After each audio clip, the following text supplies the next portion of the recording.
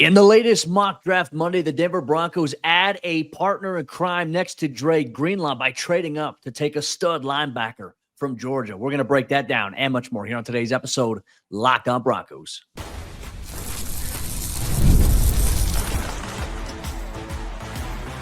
You are Locked On Broncos, your daily Denver Broncos podcast. Part of the Locked On Podcast Network, your team every day. What's up, Broncos Country? Welcome into another episode of Locked On Broncos, your daily Denver Broncos podcast, part of the Locked On Podcast Network, your team every day. Thank you so much to the everydayers out there in Broncos Country. Thanks for tuning in, making us your first listen, however you choose to do so. And if you're not yet an everydayer, it's easy to become one. All you got to do is hit that subscribe or that follow button so you never miss out on what's going on with your favorite team, all your favorite Broncos news, content, coverage, analysis, and more every single day, all year long. You get that here on the show. I'm your host, as always, Cody Roark, credentialed Broncos reporter for Mile High Sports. You can check out my written work over there, milehighsports.com.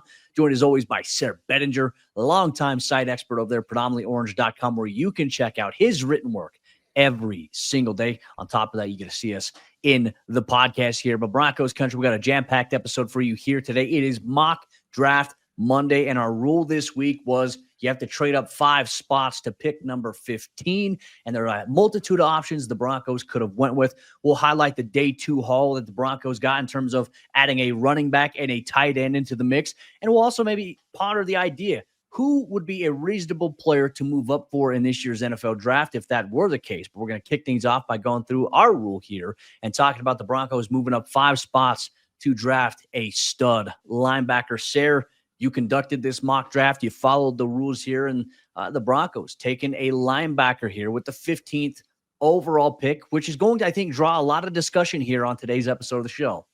Yeah, we took Jalon Walker after moving up with the Falcons, which, Cody, I mean, Terry Fontenot would probably not even have his job after the draft with the Atlanta Falcons if he would trade the pick that he could take Jalon Walker himself to Denver. But crazier things have happened. And look, there's not a ton of blue chip talent in this draft class. You hear a lot of folks say the difference between pick 10 and pick 35 in this year's NFL draft is not going to be all that substantial. So if a blue chip guy does fall out of the top 10 picks, it might be worth the Denver Broncos potentially making some calls, especially, since Sean Payton knows Terry from their days in New Orleans together when Terry was in the front office there.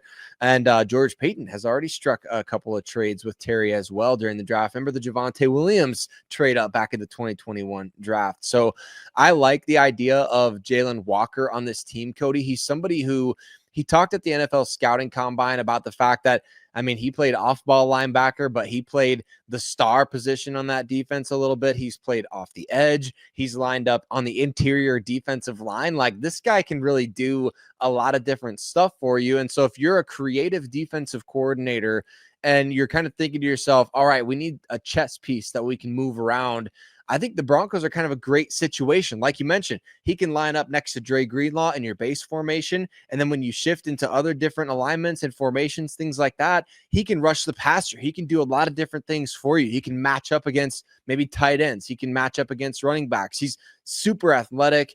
He is one of the guys that I do feel like in this draft, if the Broncos do trade up, which everybody's got their eyes fixated on offense, and understandably so, but I think he's one of the few guys that I would trade up for in this instance, Cody.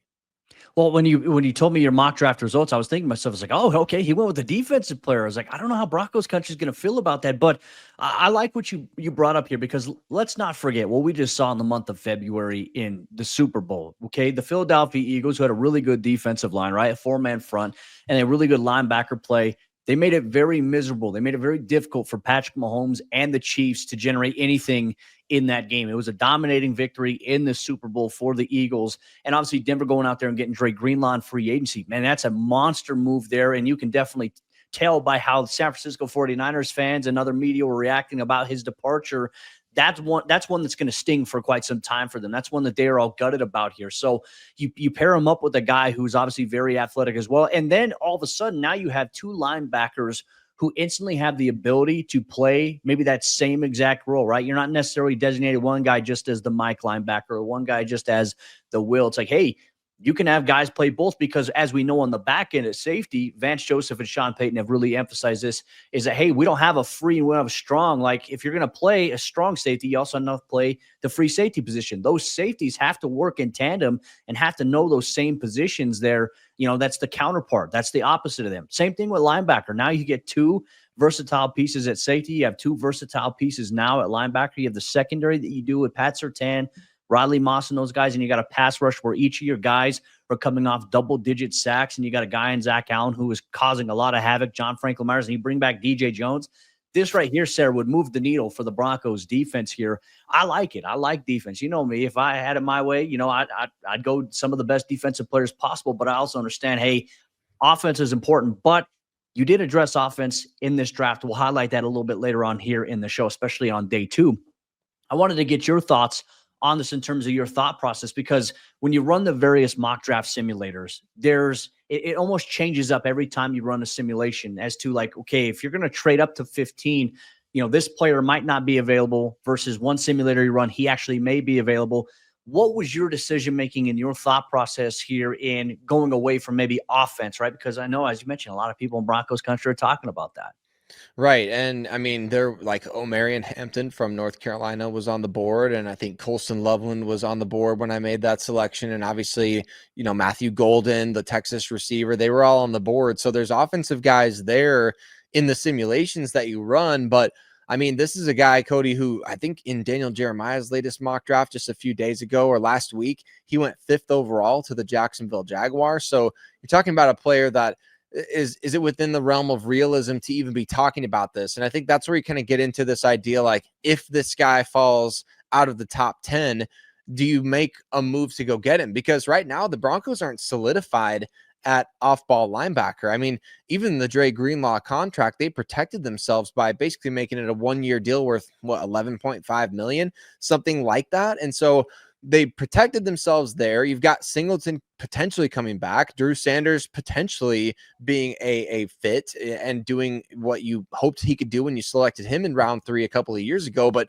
for Jalon Walker, it's like one of the best defensive playmakers in this draft and truly a blue chip talent. And that's what I think you trade up for in this guy. And look, it does help the offense. Sean Payton said it at the scouting combine. He's like, we can help Bo Nix by drafting offensive skill players, pass rushers, etc. Because if you're stopping the other team, you're getting extra possessions for your quarterback. And that gives you more room for error. It gives you more margin for error, which how many times on last year's shows after games did we say the Broncos just don't have that margin for error yet? They just don't have that margin. You build that in by being a dominating defense, like you mentioned in the Super Bowl. I mean, one big swing in that play defensively took it from being a close game to being a blowout in the first quarter. So I just feel like this is the type of a guy, a playmaker on that side of a ball who shrinks the field, gets your offense extra possessions. He can be a superstar in this league. He's one of the few guys in this draft I think you can say that about. It's definitely a guy worth trading up for. Well, and I can look at all the arguments too about, hey, go offense with your round 1 pick. I mean, there's still quality players you can get in round 2, round 3, round 4, and that's the thing is, like, it doesn't matter. Like, you can draft an offensive player round 1 and they might not produce. They may not turn out the way that you wanted to, right? And what we have seen historically here from George Payton, from Sean Payton in the 2 years they've been together, what have they always done? They've gone best player available. And obviously, I think last year was a little different in a sense because their best player available was Bo Nix. That was the guy that they targeted all along. But then, like, every other pick was, hey, we're taking best player available and we're adding to what we need and what we feel like we can do to continue to build the foundation for the future, because it all goes back to, we want to bring in a draft class that's going to help set the stage for what we are going to become. Maybe not immediately, maybe 2-3 years down the road. And in some cases, you do find a rookie class that is special and contributes in the way that I think the Broncos had their rookies do last year. I'm not opposed to this. I like this pick. I think it, adds a strength to probably one of the bigger question marks facing the Broncos right now is that linebacker position next to Dre Greenlaw. We don't know what that's going to look like.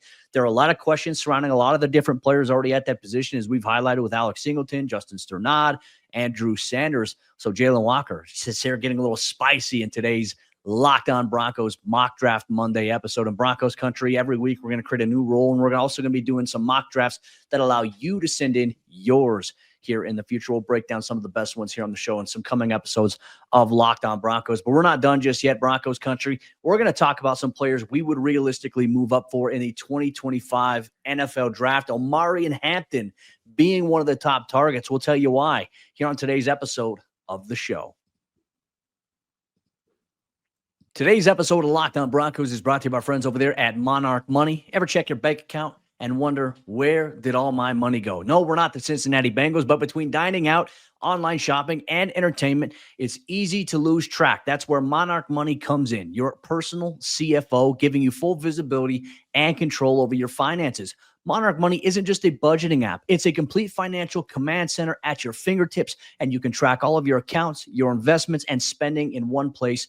So you stop just managing your money and start building wealth. And they give you everything that you need, including some of the surprise insights into your spending habits. And when I started using Monarch, I realized just how much I was spending on food delivery services, going out to buy coffee. That stuff adds up. Now I budget smarter and I save more. And it's very convenient. Instead of juggling multiple apps, you can use Monarch to check your finances, track spending, and even plan long-term goals all inside one app. So take control of your finances with Monarch Money. Use code LOCKEDONNFL at monarchmoney.com for 50% off your first year. That's monarchmoney.com. Code LOCKEDONNFL for half off your first year. Today's show is also brought to you by our friends over there at FanDuel, America's #1 sportsbook. And the month of March is here, and you know exactly what that means. After week one, there's been a lot of madness. March Madness is here, and FanDuel is giving you the chance to get in on the action like never before. And right now, new customers can get $200 in bonus bets when your first $5 bet wins. That's 200 extra bucks to use on everything from buzzer beaters to Cinderella stories. We've seen some major upsets already, and even who's cutting down the nets at the end of the tournament. You can pick your favorites. You can pick some of the underdogs, or you can pick the odds-on favorites of who you think is going to win the national championship. So make sure you stay in the action with FanDuel, America's #1 sportsbook. And you can do that by going and visiting FanDuel.com and get in on the college hoops action all tournament long. Once again, FanDuel is America's #1 sportsbook. Beauty is certainly in the eye of the beholder when it comes to the NFL draft, but at the same time, there may only be a select few players in the 2025 class that's worth moving up for. Who would the Denver Broncos realistically trade up for in this class? Well, we've already talked about one guy, Georgia's Jalon Walker, but Cody and I, we've got some other names to keep your eye on, Broncos Country, and some guys that Sean Payton and George Payton, they may get aggressive in April to go up and get. But I want to say thank you, first of all, for all of you that makes Locked On Broncos your first listen of the day every single day. And we appreciate y'all so much for your submissions for this mock draft Monday. We're going to talk about those, as well as, hey, take a couple seconds, hit subscribe right now, wherever you're listening, or if you're watching on YouTube, so you don't miss a single episode of the show as we progress through what has been a very fun offseason, Cody. And it would give folks a lot to talk about if the Broncos would trade up in this year's draft, because I think that right now the perception is, hey, they're being aggressive in upgrading this roster. They believe that they're as good as maybe some people are saying now, which they weren't saying last year. Or, you know, maybe Sean Payton and George Payton, they're putting their money where their mouth is when they say we want to host playoff games. If they trade up in this draft, especially for an offensive player, I feel like it will prove this team's, I know we've already said they've proven this, and I don't think they have to really prove anything else to us, but trading up, especially for an offensive guy in this draft, would show like, man, we are all in on Bo Nix. Yeah, 100%. And look, I mean, it's easy to see why. You know, you have a quarterback that makes the right decisions. He's hard to sack, and you know we can produce offensively if we have some other areas to address, right? What did Denver go out and do? They found their joker. They added to the tight end position. That was one of the bigger areas of concern for them in the offseason. And then we all knew the run game was far too inconsistent. You had national media folks last year saying, oh, the Broncos, they have such a really good run game. It's really helping Bo Nix out. And we're saying, what are you talking about? Bo Nix is the offense. Bo Nix is the leading rusher in over a third of your games, and he's the #1 producer for you. You know, we can make the joke about QB1, wide receiver 1, RB1.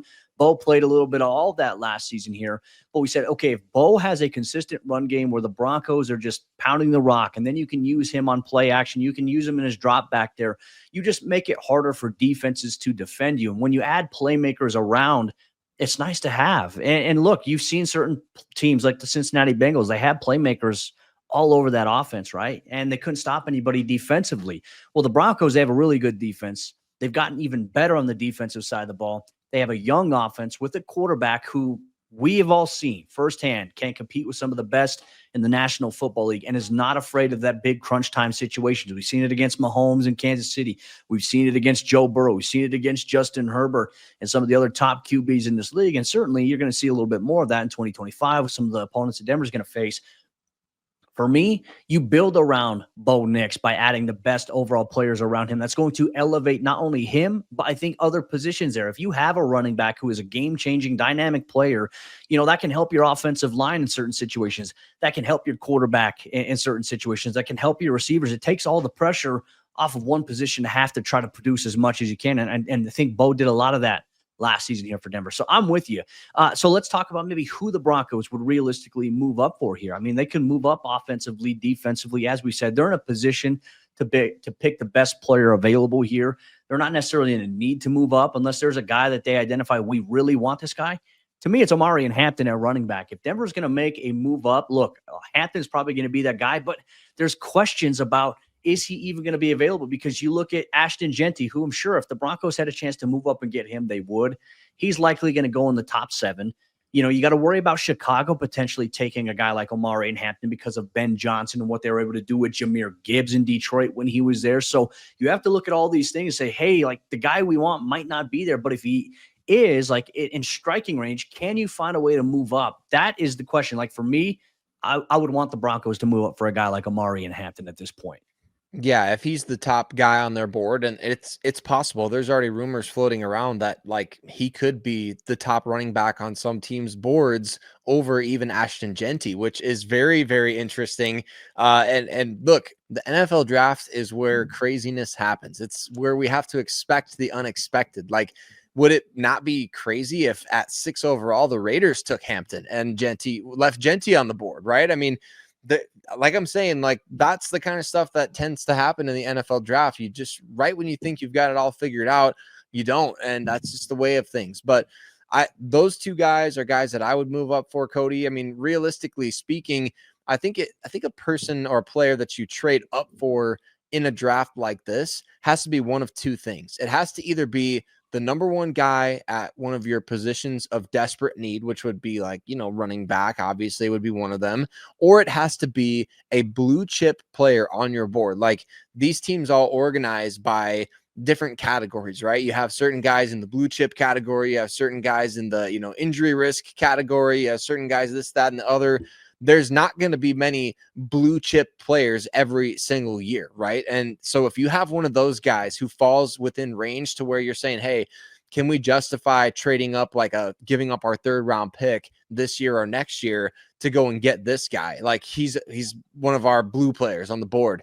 That's something that I think you consider doing. Now, who would that be from this class? I mean, obviously like Travis Hunter, Mason Graham, the guys that we've mentioned. Jeanty is probably one of them. And looking at the tight ends too, even though it sounds like the Broncos would go a different direction there, and maybe Jedi Barron, Cody, who we've talked about a couple times on the show, the DB out of Texas. He could be another one of those blue chip guys who's routinely kind of creeping closer to the top 10 of mock drafts nowadays.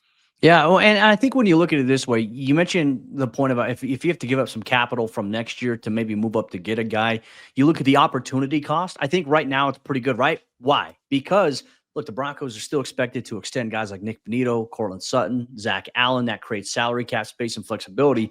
But we know next year Denver's going to have drastically more salary cap space available to make even more moves in free agency. And look, there will be a pecking order of new guys available. The Broncos can continue to build this team in the right facet. And I think what they've been able to do with the lack of draft capital they've had in the last couple of years, I've been very impressed by it. Certainly you're still waiting for some guys to move the needle for you, but Denver's heading in the right direction here. And now you give them an opportunity to do that by maybe moving up and getting a guy. I'm with you. I don't think they're going to move up for a tight end, but like could they move up for a receiver though? I wanted to ask you that because some of the mocks that you do run, there are a handful of receivers available. Like the one we ran, Matthew Golden was available. Obviously, he would be a very intriguing guy to look at.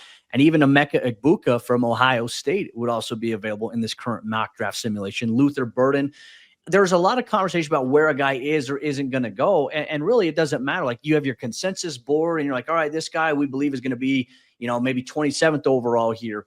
All it takes is one team to change that conventional line of thinking and saying, hey, no, we're going to go get this guy. A great example is the Atlanta Falcons going out there and getting Michael Penix Jr. last year. That was the biggest shock in the first round of last year's draft, something nobody saw happen. So, like I said, the conventional line of thinking sometimes goes out of the way here in the NFL draft. I realistically think the positions Denver would move up for. I could see it at defensive line if there's a guy available that they really like, they feel like can be a disruptor. I think maybe wide receiver if there's a guy they feel like, hey, we really need to pair this guy up and opposite of Cortland Sutton and to mesh in with our younger guys. Or if they're like, hey, we can't come to terms with Cortland on a contract extension. We know he's going to play out his final year here in Denver. You have to be very forward thinking in that facet. So you have to have every option on the table. And I think that the Broncos, they're in a position, they don't have to be desperate, but if you're going to move up for a player, running back's intriguing, receiver, D-line, secondary, possibly linebackers we talked about. The Broncos have plenty of flexibility to sit back and say, hey, we can let the draft kind of fall to us. Not to mention Sean Payton, his history that he's had of trading up historically when he was with New Orleans. That was something that it was very common throughout his entire coaching regime down there in NOLA. So we'll see where things pan out here for the Broncos, but make sure you let us know, Broncos Country, if the Broncos were to trade up, who would you realistically move up for if you had a chance to do just that? Make sure you let us know here on today's episode of the show. We're not done yet, Broncos Country. Sayre's remainder of his mock draft here in the top 100 is out, and the Broncos, they address offense by reuniting Bo Nix with one of his former college teammates and getting him a game-changing running back that can create a dynamic that the Broncos offense might not have right now. We'll break that down and much more here on today's episode of the show.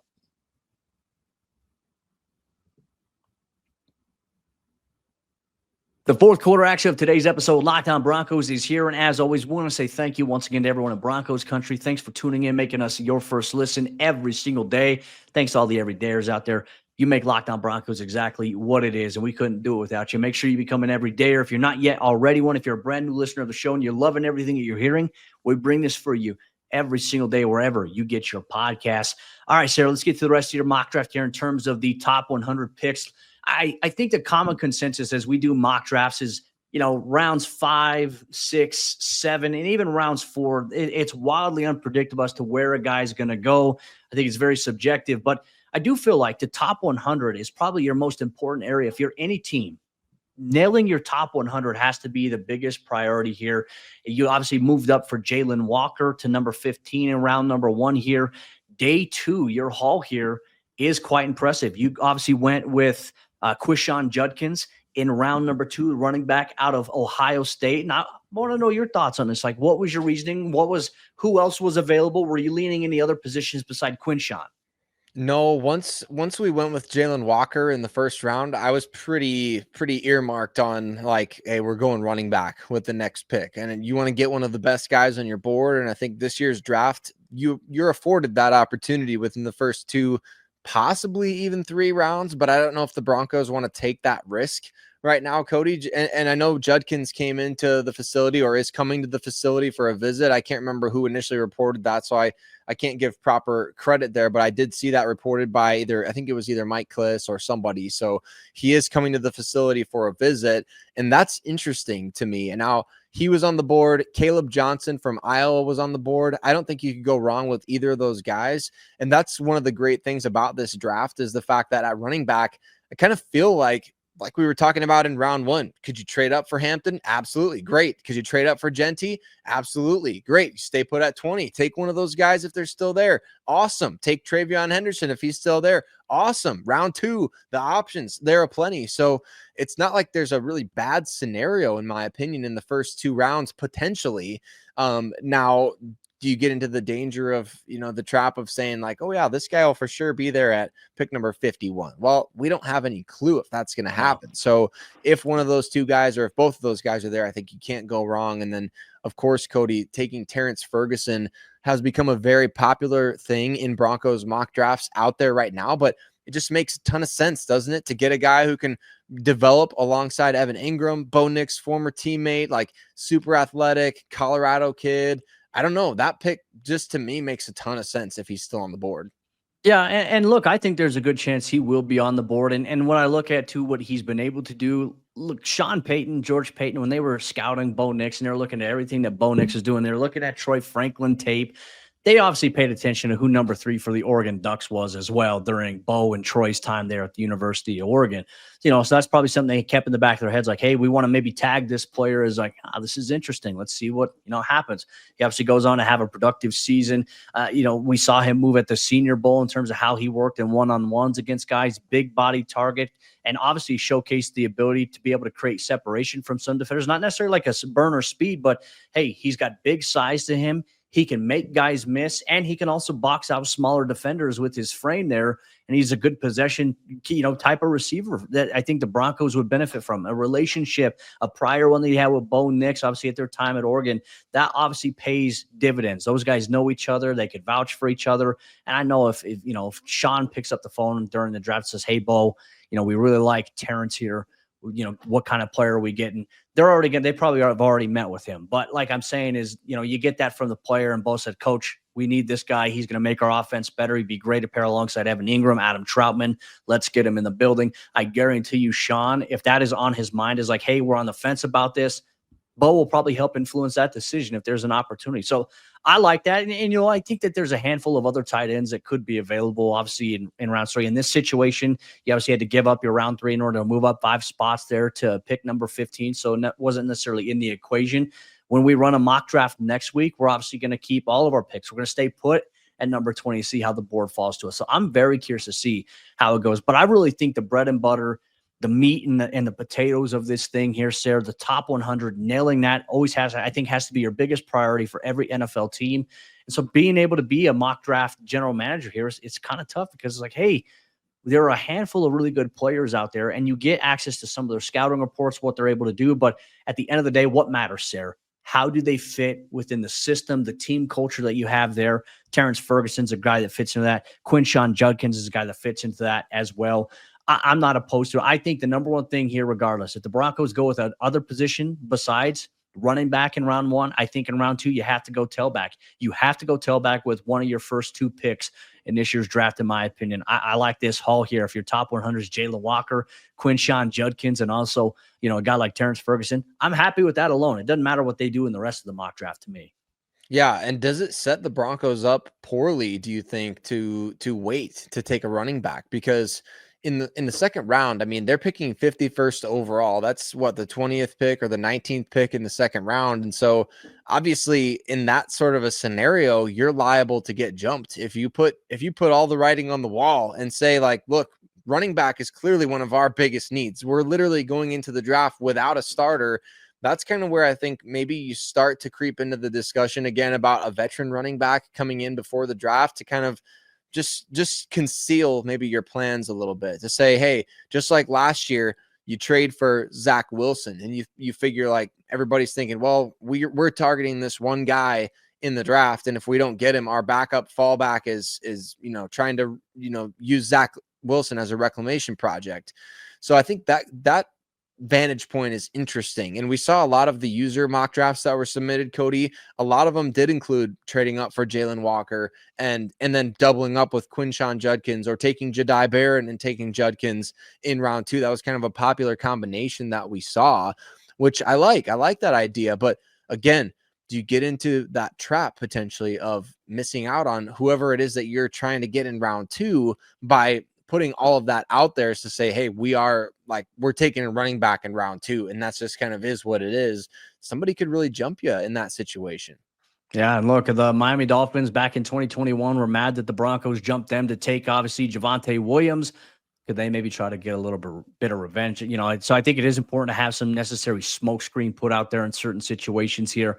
But Broncos Country, want to know what you thought of Sayre's top 100 here on this mock draft Monday. Jalon Walker at 15, Quinshon Judkins in round number 2, and then Terrance Ferguson in round number 4 here. It's to round out Sayre's top 100 here, his latest mock draft Monday here on Locked On Broncos. And always a disclaimer, though, Broncos Country, I feel like we have to say this.